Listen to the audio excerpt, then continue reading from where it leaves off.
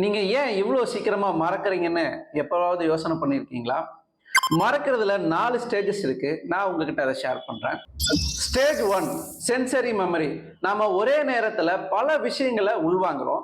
ஆனா நம்ம அட்டென்ஷன் கொடுக்கல அப்படின்னா most of the things fraction of செகண்ட்ல மறைஞ்சிரும். Stage 2 short term memory.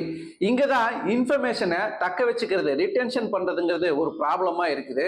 யூஸ்வலா ஒரு சில இன்ஃபர்மேஷன்ஸை மட்டுமே நம்மளால ஹோல்ட் பண்ணி வச்சுக்க முடியும். நம்ம அதை திரும்ப சொல்லி பார்க்கல அப்படின்னா அது ஸ்லிப் ஆகிடும். மீன்ஸ் நம்ம மெமரிக்கு அது டிராவல் ஆகாது.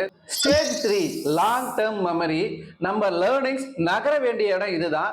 ஆனா வித்தவுட் ப்ராக்டிஸ் அண்ட் கனெக்ஷன்ஸ் இல்லாம நம்ம மெமரிக்குள்ள ஆழமா அது ஸ்டோர் ஆகாது. Stage 4 retrieval failure. சில நேரங்கள்ல மெமரியில இருக்கும், ஆனா சரியான நேரத்துல அதை ஞாபகப்படுத்த முடியாது. ஸோ நெக்ஸ்ட் டைம் எல்லாத்தையும் ஒரே நேரத்துல அடைக்கிறதுக்கு பதிலா focus, repeat and connect ideas. இப்படித்தான் ஞாபக மறதியை ஜெயிக்க முடியும்.